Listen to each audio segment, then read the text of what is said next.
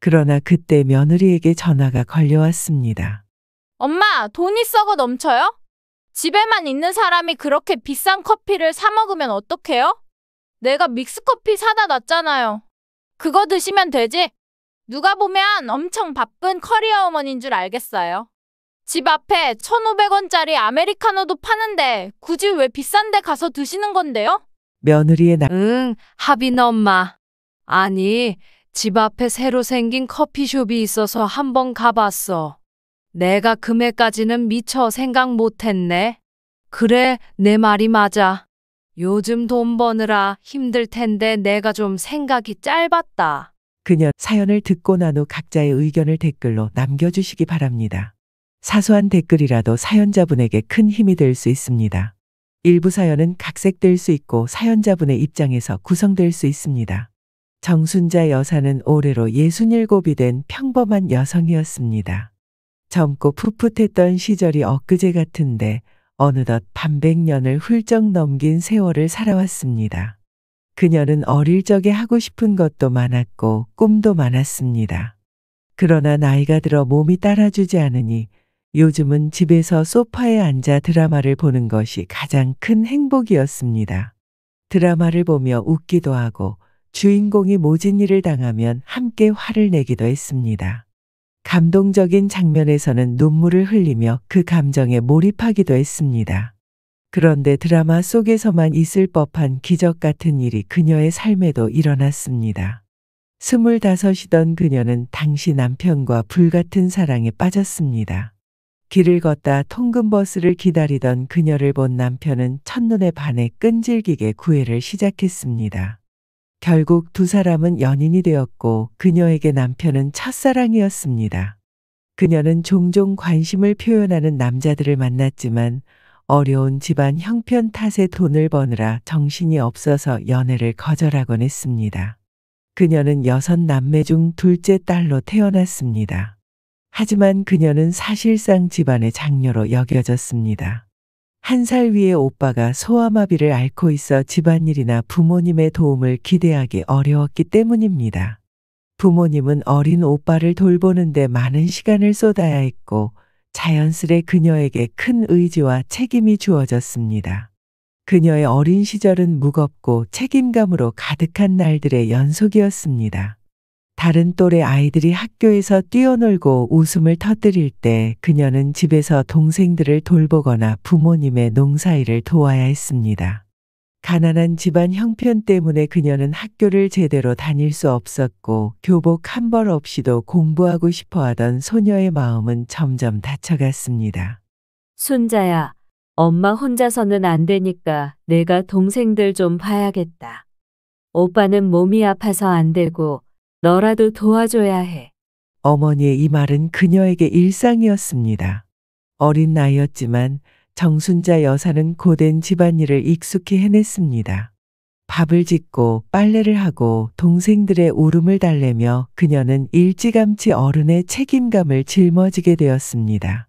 어느 여름날 정순자 여사는 논에서 돌아온 어머니를 도와 동생들을 재우고 집안일을 마친 뒤에야 밤하늘을 올려다볼 수 있었습니다.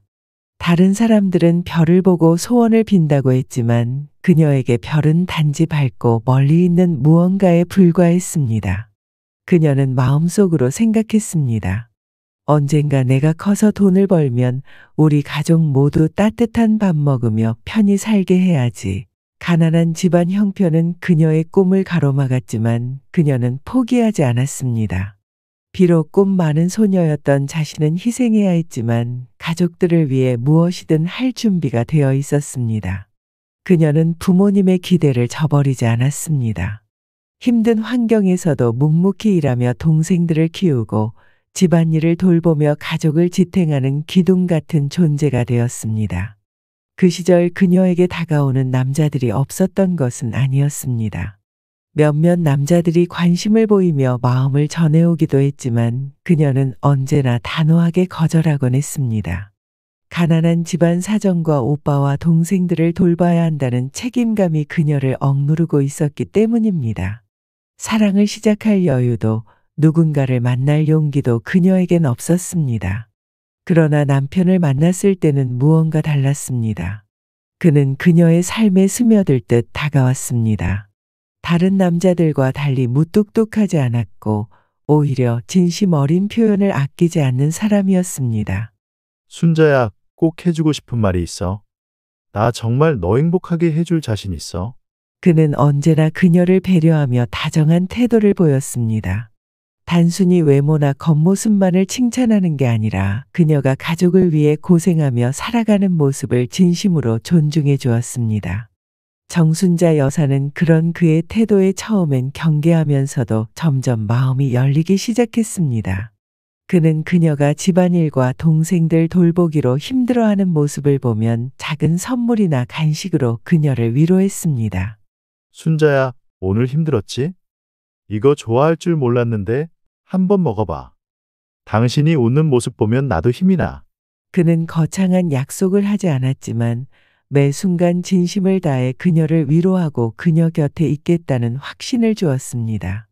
다른 남자들이 그녀의 외모나 단편적인 모습만 보고 다가왔다면 그는 그녀의 내면과 힘든 삶의 궤적까지 존중하며 다가왔습니다. 그는 유난히 표현을 잘하는 사람이었습니다. 그의 말과 행동 하나하나는 정순자 여사에게 설렘과 믿음을 동시에 안겨주었습니다.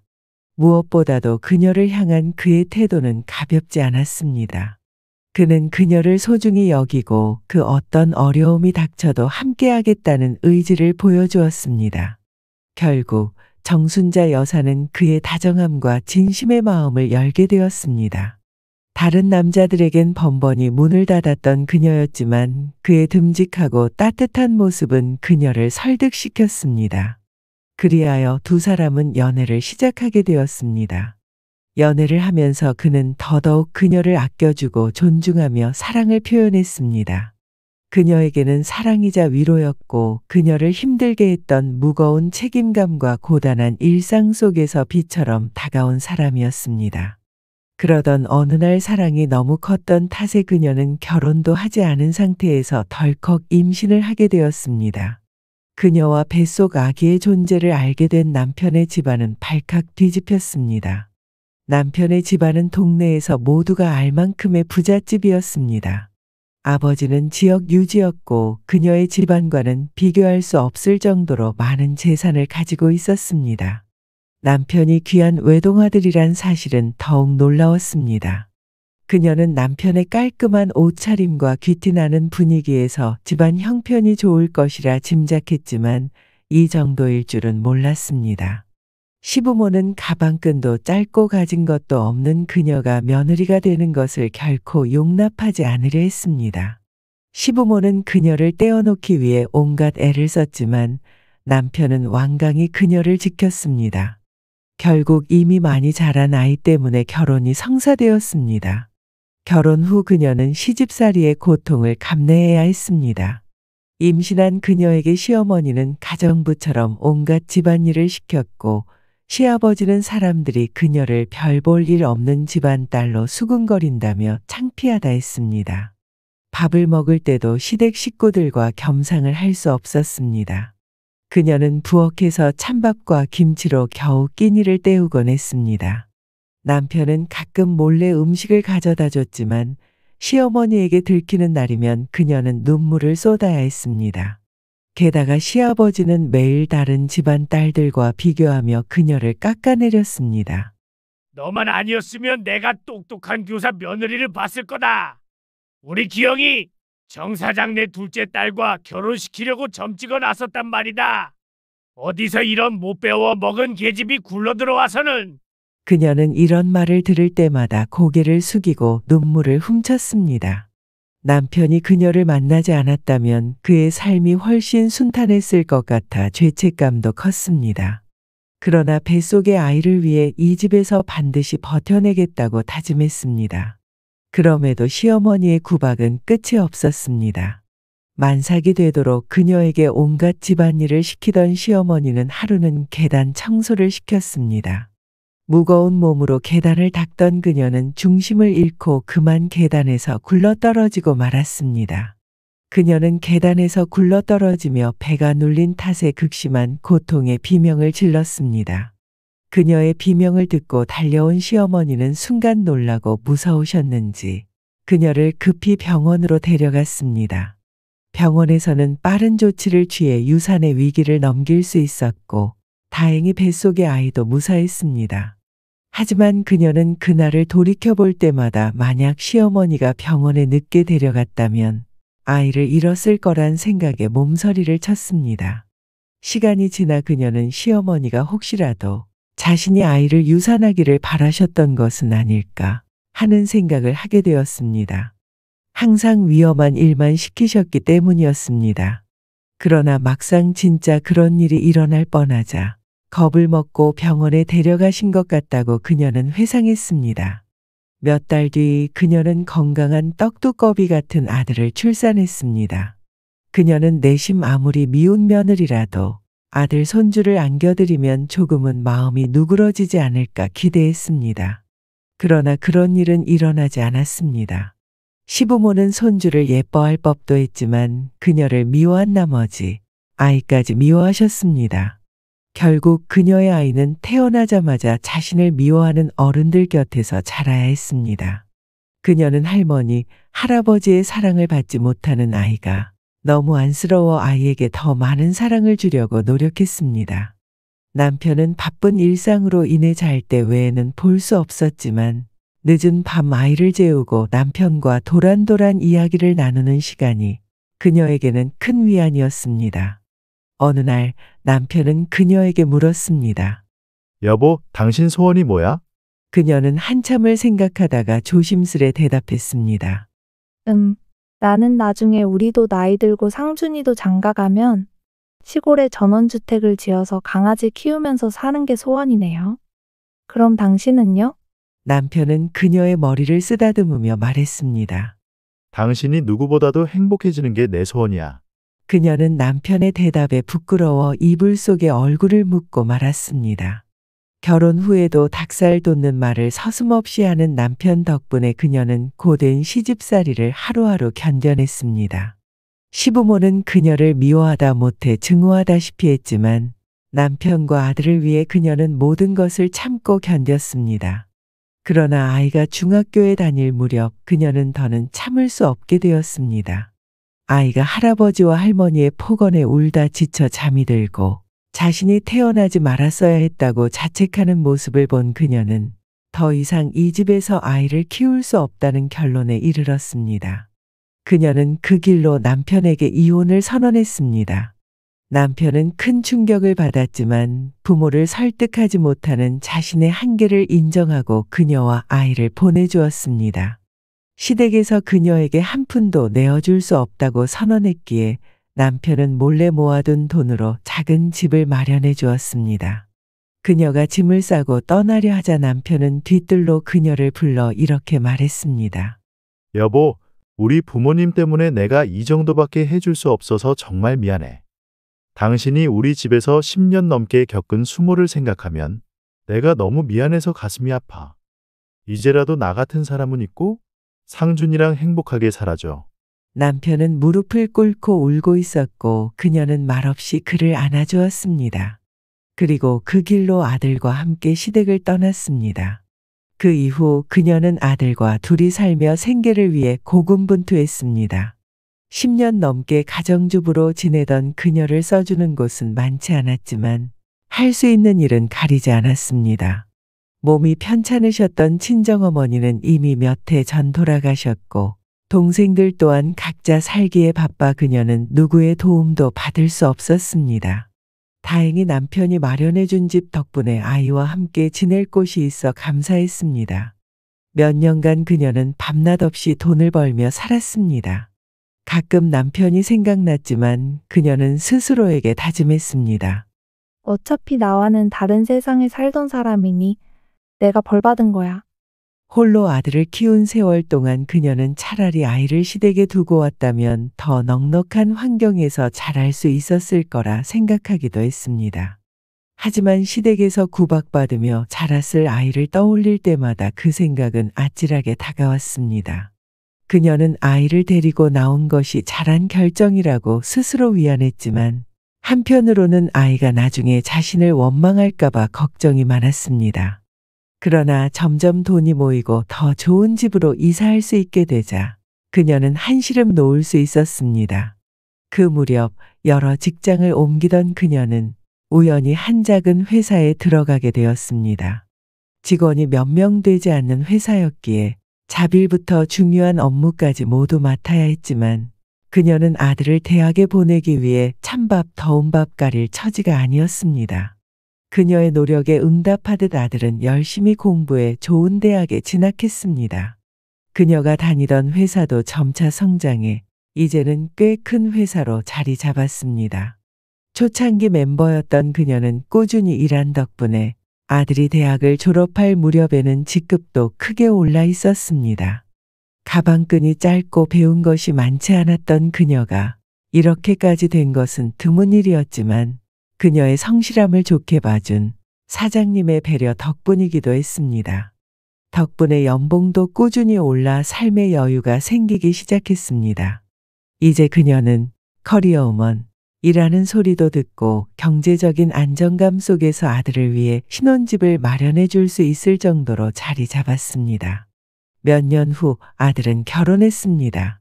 새침하고 예쁘장한 며느리는 곱게 자란 티가 역력했지만 혼수로 손주를 품고 와 그녀를 무척 기쁘게 했습니다. 그녀는 손주가 뱃속에 있다는 사실만으로도 며느리가 사랑스러웠습니다.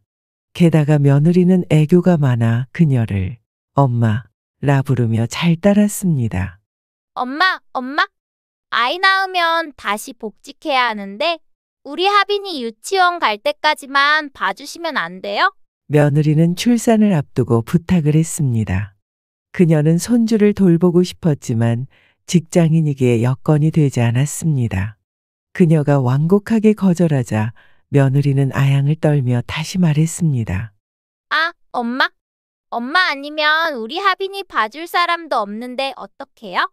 하빈이도 할머니랑 같이 지내고 싶대요. 그렇지, 하빈아? 봐요, 하빈이가 배를 통통 차네요.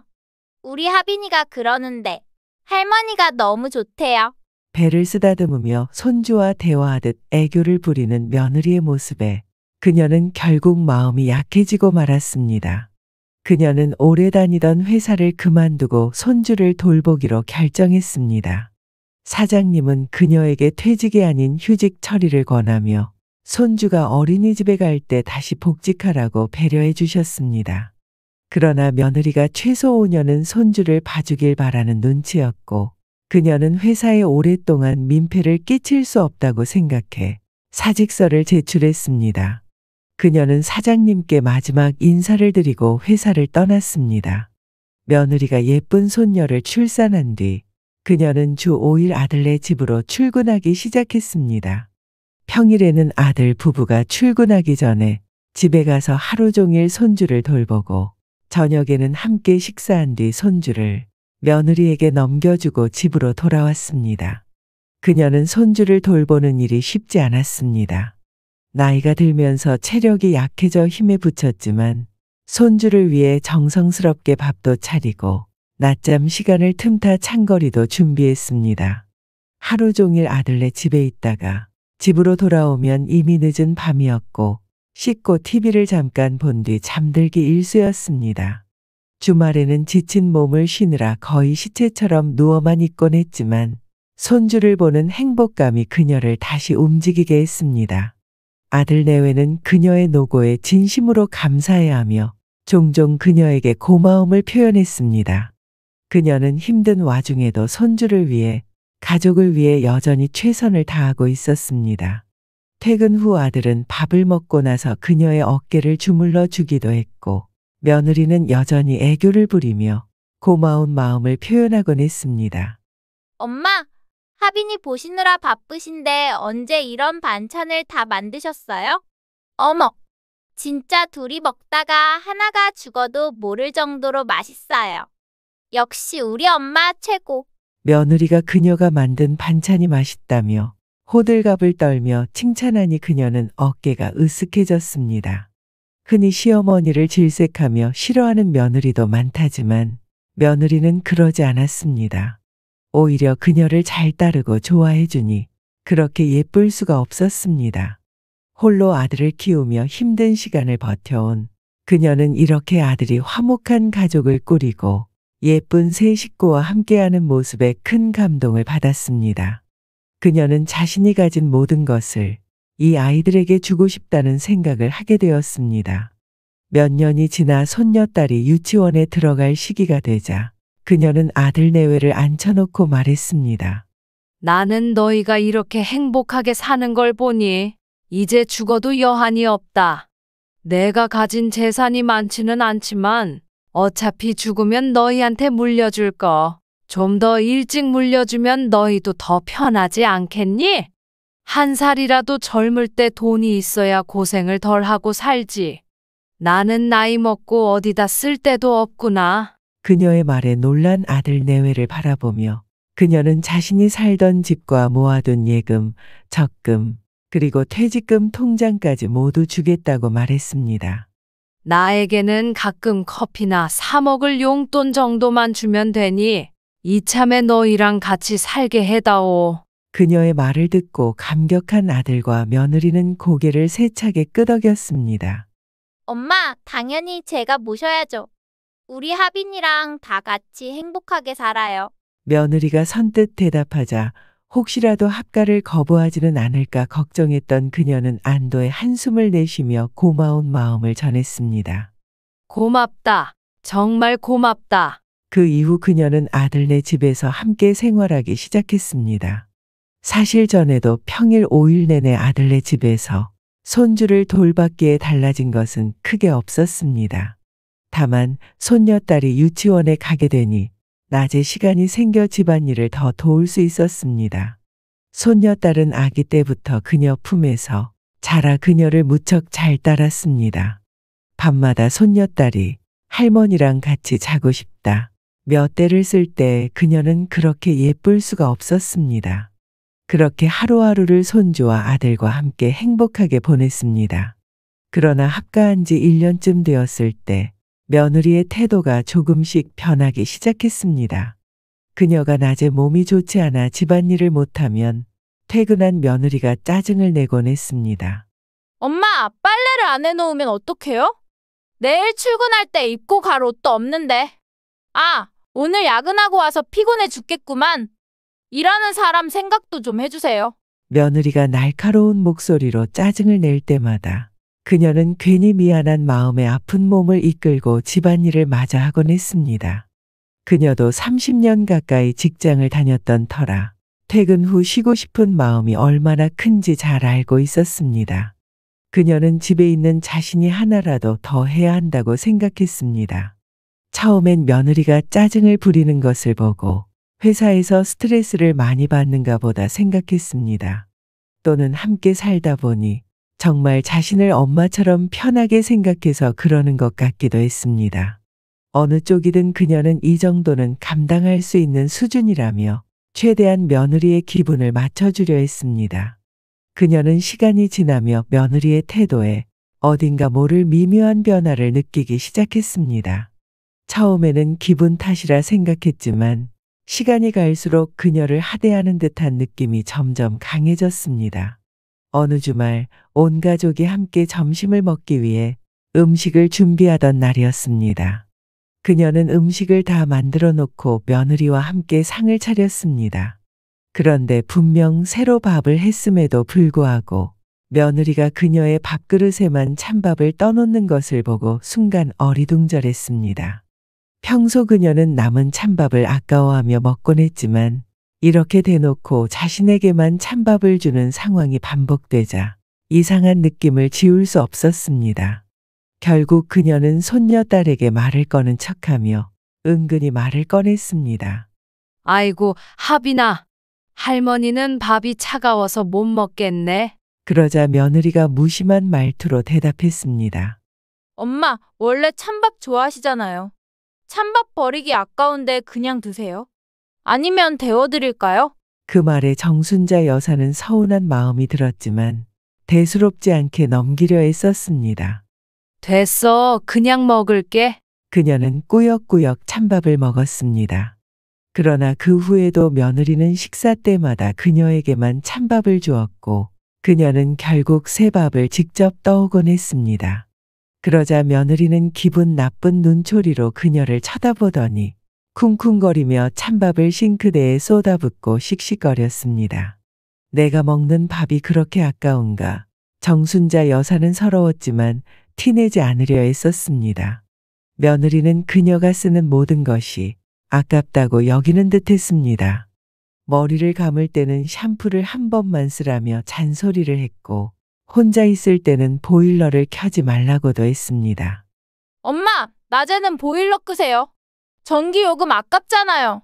겨울이면 며느리와 아들은 외투를 두세 벌씩 새로 장만했지만 그녀는 10년 된 패딩으로 겨울을 버텨야 했습니다. 여름에는 에어컨조차 켤 수 없었습니다. 노인네가 무슨 더위를 타세요? 그냥 부채 쓰시면 되잖아요. 며느리의 이런 태도에도 아들은 전혀 신경 쓰지 않았습니다. 처음에 합가하며 약속했던 용돈도 점점 줄어들었습니다. 한 달에 40만 원으로 시작했던 용돈은 어느새 10만 원으로 줄어버렸습니다. 며느리는 말했습니다. 엄마, 어차피 밖에 잘 나가지도 않는데 그 정도면 충분하잖아요. 그녀는 그 말에 서운했지만 아들 내외가 먹고 사는데 팍팍하다니 더 이상 불평하지 않기로 했습니다. 그러나 현금으로 받던 용돈이 체크카드로 바뀌면서 상황은 더 불편해졌습니다. 카드로 무엇을 사든 며느리에게 사용 내역이 전달되었기 때문입니다. 어느 날 동네를 산책하다 새로 생긴 프랜차이즈 커피숍을 발견한 그녀는 한 잔을 사 마셨습니다. 따뜻한 커피를 들고 산책하니 직장 다닐 때 생각이 나면서 행복감이 밀려왔습니다. 그러나 그때 며느리에게 전화가 걸려왔습니다. 엄마, 돈이 썩어 넘쳐요? 집에만 있는 사람이 그렇게 비싼 커피를 사 먹으면 어떡해요? 내가 믹스커피 사다 놨잖아요. 그거 드시면 되지? 누가 보면 엄청 바쁜 커리어 어머니인 줄 알겠어요. 집 앞에 1,500원짜리 아메리카노도 파는데 굳이 왜 비싼 데 가서 드시는 건데요? 며느리의 날선 목소리에 정순자 여사는 당황했지만 침착하게 대답했습니다. 응, 하빈 엄마. 아니, 집 앞에 새로 생긴 커피숍이 있어서 한번 가봤어. 내가 금액까지는 미처 생각 못했네. 그래, 내 말이 맞아. 요즘 돈 버느라 힘들 텐데 내가 좀 생각이 짧았다. 그녀는 말끝을 흐리며 전화를 끊었지만 마음 한구석에는 씁쓸함이 남았습니다. 며느리의 태도가 점점 더 그녀를 괴롭게 만들었지만 정순자 여사님은 아들 내외와의 화목을 위해 모든 것을 참고 견뎠습니다. 그녀는 며느리의 꾸짖음을 듣고 기분을 숨긴 채 수그리듯이 말했습니다. 응, 알겠다. 조심할게. 그녀의 풀이 죽은 대답에 며느리는 기세등등해져 언성을 높였습니다. 알면 좀 조심하세요. 그렇게 쓸데없는데 돈 쓰실 거면 용돈 더 줄일 수밖에 없어요. 아시겠어요? 그녀는 고개를 끄덕이며 힘없이 대답할 수밖에 없었습니다. 그녀는 이미 모아둔 돈과 퇴직금을 아들 내외에게 모두 준 터라 자신에게는 10,000원 한 장 없었기 때문입니다. 더구나 아들 내외는 용돈 외에는 그녀를 위해 어떤 돈도 쓰지 않았기에 사소한 병원 진료비마저 용돈으로 해결해야 했습니다. 이런 상황에서 며느리의 심기를 건드리면 자신의 삶만 더 어려워질 것 같았습니다. 며느리는 그녀가 쓰는 병원비조차 아까워했기에 정순자 여사는 감기에 걸리지 않도록 항상 조심했습니다. 시집살이로 무릎과 허리가 성한 곳 없이 망가졌지만 물리치료를 받겠다는 말조차 꺼낼 수 없었습니다. 그러다 하루는 빨래바구니를 옮기다 손목을 삐끗하고 말았습니다. 처음에는 욱신거렸지만 다음 날 손목이 부어오르며 움직일 수 없을 정도로 아파졌습니다. 어쩔 수 없이 그녀는 며느리에게 병원을 가야겠다고 말했습니다. 하빈 엄마야, 어제 손목을 삐끗했는데 많이 부어서 움직일 수가 없네. 병원에 좀 다녀와야 할 것 같은데. 그러나 며느리는 매정하게 대답했습니다. 그냥 얼음찜질하세요. 병원에 괜히 돈 바치지 마시고요. 며느리의 말에 그녀는 며칠 더 참아보기로 했습니다. 그러나 상태는 점점 나빠졌고 결국 그녀는 다시 며느리에게 말했습니다. 그러자 며느리는 카드 한 장을 던지며 말했습니다. 빨리 병원 다녀오세요. 집안일도 못하면서 뭐 하실 건데요? 그녀는 바닥에 떨어진 카드를 주우며 서러운 마음이 들었지만 아무 말도 하지 못했습니다. 병원에서 며칠간 치료를 받고 나니 상태가 호전되어 집안일도 다시 할 수 있게 되었습니다. 그러나 이 사건 이후 며느리는 그녀를 대놓고 면박주기 시작했습니다. 어느 날 정순자 여사는 집안일이 늦어져 아들 내외를 먼저 식사하게 한 후 늦은 저녁을 먹고 있었습니다. 그때 씻고 나온 며느리가 그녀를 노려보며 소리쳤습니다. 아유, 밥은 또 진수성찬으로 차려 드시네요. 언제까지 밥만 축내실 거예요? 낮에 할 일도 없으면서 밥만 축내지 말고 일이나 좀 하세요. 제발 밥값 좀 하시라고요. 정순자 여사는 놀라 숟가락을 떨어뜨렸습니다. 그녀는 너무 서러워 한마디도 하지 못하고 밥을 치운 뒤 자리에서 일어났습니다. 그때 며느리는 혼잣말로 중얼거렸습니다. 밥은 왜 또 남기고 난리야. 아까운 줄도 모르고. 그녀는 그 말을 들었지만 아무 반응도 보이지 않고 방으로 들어갔습니다. 이불을 뒤집어 쓰고 얼마나 숨죽여 울었는지 모릅니다. 그날 이후 정순자 여사는 다시 일자리를 알아보기 시작했습니다. 그녀는 억울함에 어떻게든 돈을 벌어 독립하고 싶었습니다. 내가 손주봐 달라는 부탁에 회사까지 그만뒀는데 이제 와서 쓸모없는 늙은이 취급이라니.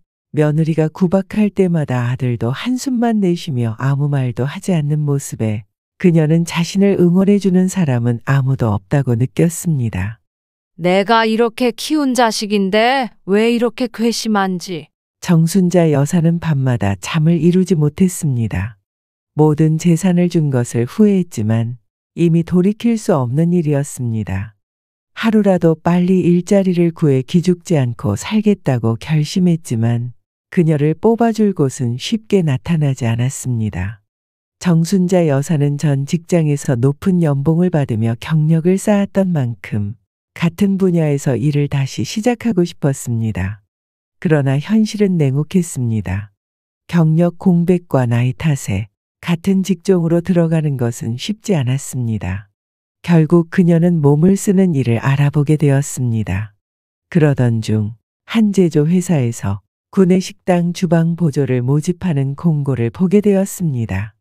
주방일은 과거 아들이 어렸을 때 잠깐 해본 적이 있어 얼마나 힘든지 알고 있었지만 아들 내외에게 눈칫밥을 먹으며 지내느니 차라리 몸이 힘든 게 낫다 싶어 지원을 결심했습니다. 며칠 후 면접 보러 오라는 연락을 받고 그녀는 회사로 향했습니다.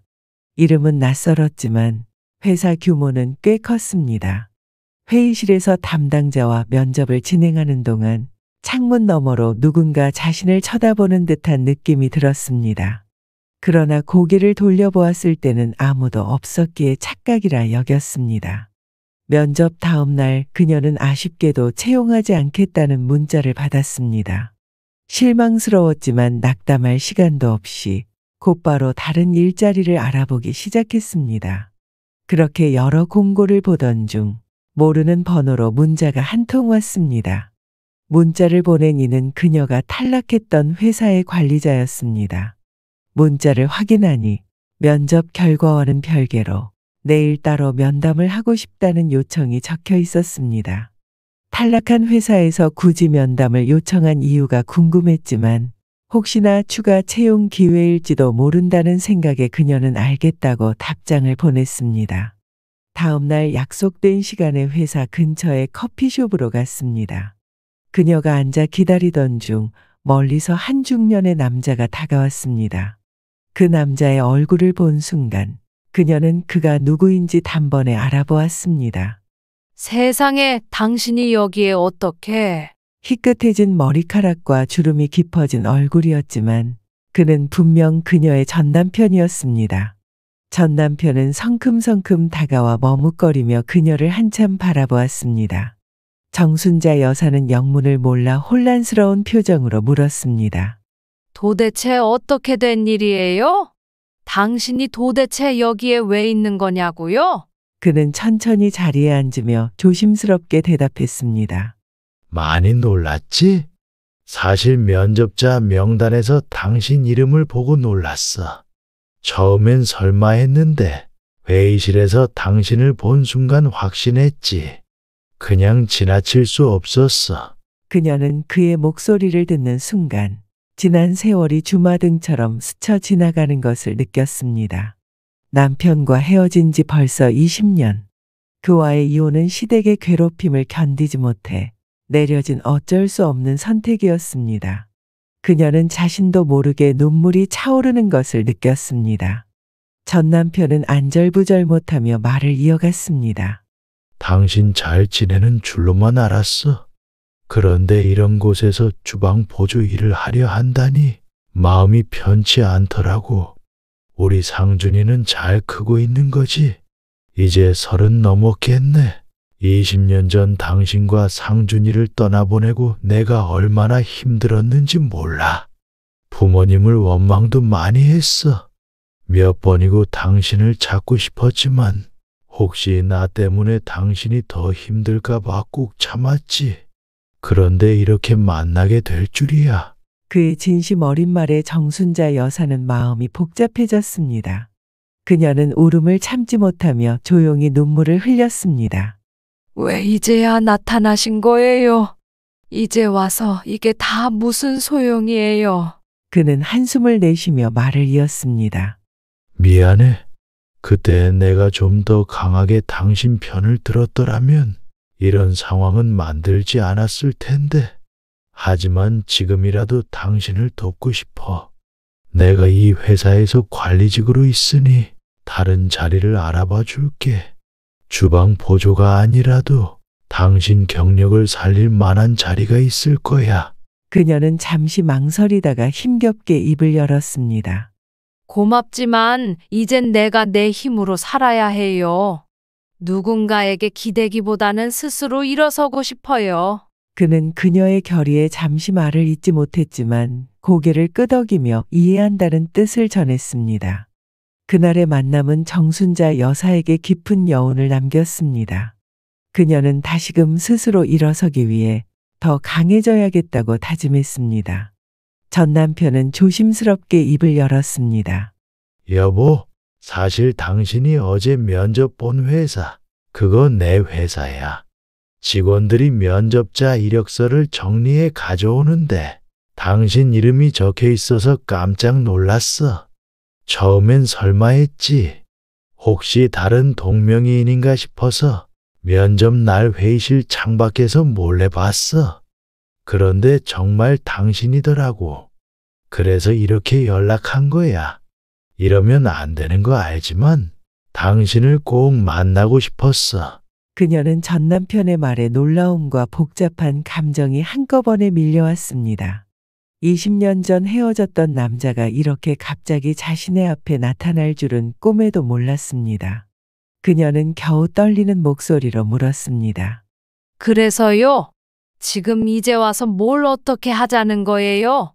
다시 보자고 한 이유가 뭐냐고요? 그는 그녀의 손을 조심스럽게 잡으며 말을 이었습니다. 헤어지고 나서 당신과 상준이를 잊으려고 정말 노력했어. 하지만 그게 안 되더라고. 부모님 성화의 선도 여러 번 봤지만 결국 당신을 잊을 수가 없었어. 그래서 재혼도 하지 않고 일만 하면서 살았지. 아버님이 물려주신 재산으로 사업을 시작했는데 운이 좋아서 잘 풀렸어. 지금은 계열사도 몇 개 가지고 있는데 당신이 면접 본 그 회사도 그중 하나야. 그녀는 그의 말을 들으며 지난 세월이 머릿속을 스쳐 지나갔습니다. 그녀는 그와 헤어진 후 힘겹게 아들을 키우고 살아온 이야기를 꺼내지 않을 수 없었습니다. 조용히 흐르는 눈물을 훔치며 그녀는 말했습니다. 나도 헤어지고 당신을 잊으려고 애썼어. 그런데 상준이를 키우면서 힘든 일도 많았고 결국 아들 결혼시키고 재산 다 주고 나니 지금은 그냥 눈칫밥 먹으며 살고 있어. 그녀의 이야기를 들으며 전 남편의 표정은 점점 어두워졌습니다. 이내 그는 테이블을 주먹으로 쾅 치며 분노를 터뜨렸습니다. 상준이 이놈! 아무리 내 아들이라도 어떻게 엄마를 그렇게 대할 수 있어? 지 마누라가 그런 짓을 하는 걸 보고도 가만히 있었다니 내가 가만둘 수 없어. 당신 지금 당장 나랑 같이 가. 그는 그녀의 손을 잡아 커피숍 밖으로 데리고 나갔습니다. 그녀는 당황하며 물었습니다. 어디 가는 건데요? 지금 뭐 하려는 거예요? 하지만 그는 대답하지 않았습니다. 화난 얼굴로 운전대를 꽉 쥐고 목적지로 향했습니다. 1시간쯤 지나자 차는 한적한 동네에 멈췄고 그는 차에서 내리라고 말했습니다. 그녀는 내리자마자 물었습니다. 여보, 여기가 대체 어디예요?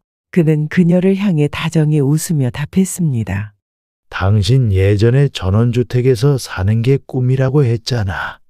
헤어지고 나서 당신 생각에 괴로울 때마다 그 꿈이 떠올랐어. 그래서 5년 전에 이 집을 지었어. 지금은 별장처럼 쓰고 있지만 이 집은 원래 당신을 위해 준비한 집이야. 이제부터 여기가 당신 집이야. 더 이상 아들 내외에게 서러움 받으며 살지 말고 여기서 당신답게 살자. 정순자 여사는 믿기지 않는다는 듯 그를 바라보다가 차오르는 눈물을 참지 못하고 흐느꼈습니다. 그는 그녀를 다독이며 덧붙였습니다. 이제 당신은 여기서 편히 지내기만 하면 돼. 모든 건 내가 알아서 할 테니 걱정하지 말고 다시는 눈물 흘리지 말고 살자. 그날 그녀는 전 남편의 진심을 느끼며 새로운 삶을 시작할 결심을 했습니다. 그는 말을 멈추고 정순자 여사의 눈을 똑바로 쳐다보며 단호하게 말했습니다. 당신 당장 짐 싸서 그 집에서 나와. 내가 어떤 마음으로 당신을 보냈는데 당신이 그런 꼴 당하면서 사는 걸 더는 못 봐. 상준이한테 준 전 재산 내가 그 몇 배는 당신에게 줄 수 있어. 여기서 남은 여생 편하게 살자. 이제 당신 괴롭히던 우리 부모님도 안 계시잖아. 상준이는 내가 단단히 버릇을 고쳐놓을 테니 걱정하지 마. 그녀는 그의 갑작스러운 말에 당황스러웠습니다. 하루아침에 비루했던 자신의 삶이 이렇게 극적으로 바뀔 수 있다는 사실이 믿기지 않았습니다. 그녀는 잠시 침묵하다 어렵게 입을 열었습니다. 이건 하루아침에 결정할 일이 아니에요. 조금 더 생각할 시간을 주세요. 그는 고개를 끄덕이며 말했습니다.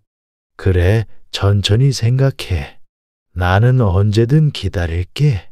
그날 두 사람은 오랜만에 산길을 산책하며 옛날처럼 즐거운 시간을 보냈습니다. 그녀는 오랜만에 느껴보는 평온함과 행복을 마음속 깊이 담았습니다. 집으로 돌아온 그녀는 전 남편과의 만남에 대해 아들과 며느리에게 한마디도 하지 않았습니다. 그러나 며느리는 그녀가 늦게 들어오자 어딜 싸돌아다니냐며 면박을 주었습니다. 정순자 여사는 며느리의 말을 흘려들으며 오랜만에 편안하게 잠이 들었습니다. 그날 이후 그녀는 전 남편과 지속적으로 연락하며 만남을 이어갔습니다. 그녀는 그와 다시 합치는 문제에 대해 차근차근 고민하기로 했습니다. 하지만 만남을 거듭할수록 20년 전 그녀가 사랑했던 그 남자가 여전히 자신을 사랑하고 있음을 느꼈습니다. 그리고 그녀 역시 그를 여전히 사랑하고 있음을 깨닫게 되었습니다. 그와 재회한 지 한 달이 지난 어느 날, 그녀는 그의 제안을 받아들이기로 결심했습니다. 아들 내외가 손녀딸과 함께 나들이를 떠난 주말 아침, 그녀는 조용히 방에서 짐을 쌌습니다. 워낙 가진 게 없어서 짐이라곤 몇 가지뿐이었습니다. 그녀는 쪽지 한 장 남기지 않고 집을 떠났습니다. 떠나는 길 그동안 웃고 울었던 집을 바라보며 정도 많이 들었을 텐데 생각보다 발걸음이 가벼웠습니다. 그녀는 집 앞에 기다리고 있던 전 남편의 차에 올랐고 두 사람은 새 삶을 시작할 그 집으로 향했습니다. 차 안에서 정순자 여사는 설렘과 기대감에 마음이 붕붕 뜨는 듯했습니다. 그 집에 도착한 순간 그녀의 새로운 삶이 시작되었습니다. 이제 그녀는 남편과 함께 그 집에서 지낸 지 2달이 되었습니다. 그는 집의 명의를 그녀 앞으로 돌려주었고 편하게 쓰라며 한도가 넘치는 카드를 주었습니다. 정순자 여사는 막상 돈이 많아지니 어디에 써야 할지 감이 오지 않았습니다. 그리고 짐을 싸서 이 집으로 온 첫날 마당에서 백구 한 마리가 그녀를 반갑게 맞이했던 기억이 떠올랐습니다.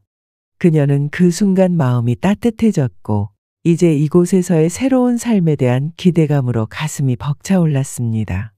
그녀는 집 안을 둘러보며 감탄을 금치 못했습니다. 내가 강아지 키우며 살고 싶다던 말을 어쩜 잊지 않고 이렇게 준비했을까? 그녀는 남편의 세심한 마음에 깊이 감동했습니다. 집은 너무나 아늑하게 꾸며져 있었습니다.